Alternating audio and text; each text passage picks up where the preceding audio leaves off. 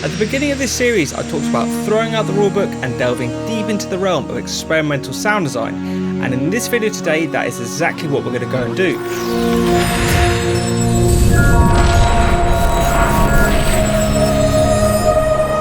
I also want to quickly say that whilst there are a few clips of Dillinger online, and there's the Valve documentary, the Metalheads one, as well as a few interviews of him, a lot of the information we kind of know about him and that I've researched for this project is from word of mouth. And there's this hilarious Dogs on Acid thread I was reading through the other day where everyone has heard from a mate or an article of a different technique that Dillinger would do, but no one can really agree on any of the specifics. So without taking any of this stuff as gospel, I think it's as good a place as any to kind of start from. What we know from that clip from Dillinger, I've shown 100 times on this channel from the Talking Heads documentary, is that he would drive his sounds, and especially basses, really hard into his soundtracks mixer, and potentially even chain channels together where you could feed the output of one channel to the input of the next one. And what this would essentially do is just bring up a lot of the noise floor, but also create a lot of distortion as the mixer couldn't handle the excessive voltage being driven into it. This is actually quite a common technique with these old school analog mixers that lots of jungle artists were using in the 90s, and I know Fracture and Neptune were doing it, I know Optical and Ed Rush were doing it, and I'm sure a whole bunch more artists were basically using this technique of distorting sounds by driving them really hard into these mixers. But what I think is actually happening here is as we slowly push these channels into the red and we start clipping, we begin with soft clipping, which is actually produces a more pleasant harmonic distortion that's warm and characterful to our ears. And then the more we sort of drive through soft clipping, and then we enter hard clipping where the waveform is abruptly cut off, and this produces a grittier and harsher distortion. And where Dillinger maybe is quite experimental in this is he seems to be distorting it so much and putting so much noise into it that he's sort of driving all the way through hard clipping to whatever realm is after that, with really extreme distortion but with lots of noise layered in, and I think that's what gives him such good results. As I showed in the previous video in this series on bass, we can fairly accurately replicate this in the DAW with plugins like McAtee by Air Windows and a little bit of noise from Shaperbox. So quite heavy with the noise, but then when you bring in this saturation, I'm using lots of McAtee again to create this really fuzzy distorted sound, but without the noise it just sounds rubbish. If I take the noise away,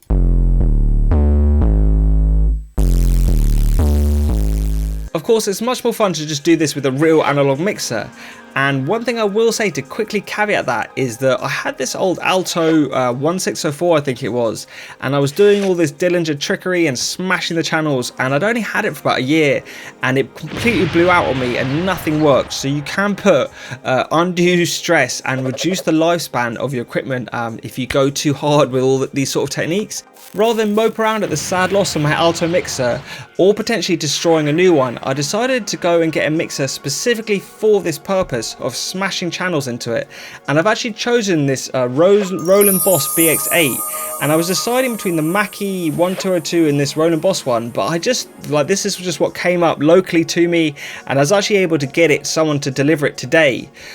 So I ordered it this morning, it arrived today, and now it's in my videos, so I feel like that's meant to be. But it's actually, I really like the way when you distort it, it goes through kind of soft clipping and hard clipping or whatever's happening, and then it really starts to break up the sound when you really drive the levels a lot, which is actually really interesting and quite a hard thing to replicate in the DAW. This is kind of all these plugins often operate in quite a linear way in the DAW, whereas when you go into extreme territory with analog stuff, you never know what you're going to get. So I think maybe that's one benefit for having picked up like a little mixer like I have today.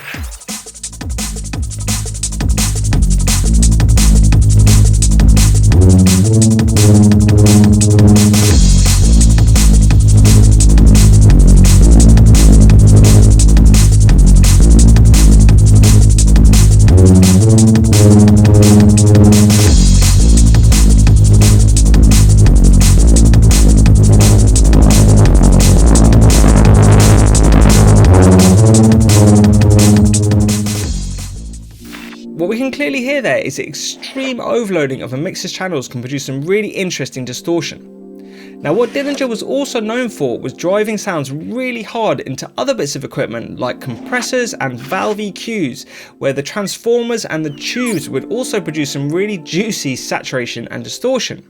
And when we combine this with fairly extreme settings by cranking the dials on the EQ or slamming the compressor, you can get some really interesting experimental results. Finally, we know from this UKF article that Dillinger would drive his entire mixes into a DAP. This is how he would get his track nice and loud even back then, as he would essentially be clipping the AD converter into the DAP with an input signal that was too hot. There are also a bunch of other techniques I'm sure Dillinger was using I went through in my recent 90s jungle techniques video. These involve setting the record level hot in the Akai to clip the signal on the way in,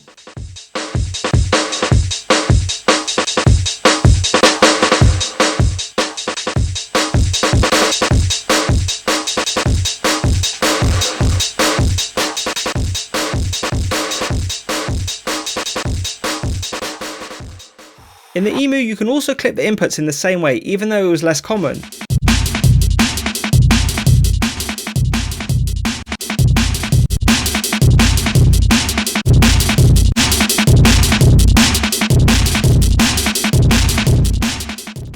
And in addition to this, you can also clip using the gain function. Ladies and gentlemen, please be advised that we are expecting significant turbulence on this flight due to high levels of atmospheric distortion. We recommend that you remain seated with your seatbelts firmly fastened. Finally, we can also clip at the final output stage of the EMU by cranking the volume knob and then turning our mixer level down.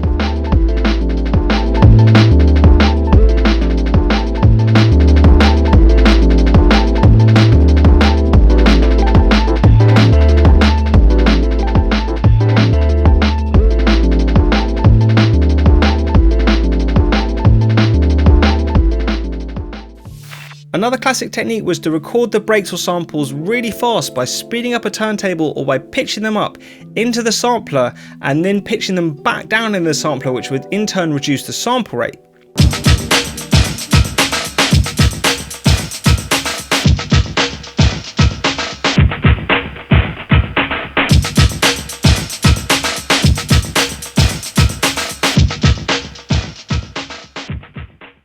Finally, there were also certain processes these old samplers could do, like the classic time stretch in the Akai and the Aural Exciter in the EMU, which is a great way to add some crispiness to your high end.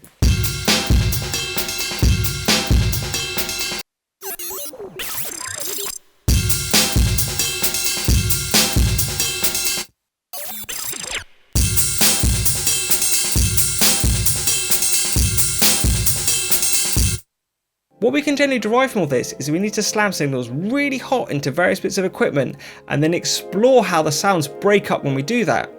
One other thing is that we can repeat processes over and over again and resample the results as a way to exploit them. Whilst it's really interesting to break down these techniques that artists like Lemon D and Dillinger were pioneering, I think it's also really important to take inspiration from them and to go down your own avenues. And so for the track I made for this project and in my subsequent explorations, I've been doing a few experiments of my own.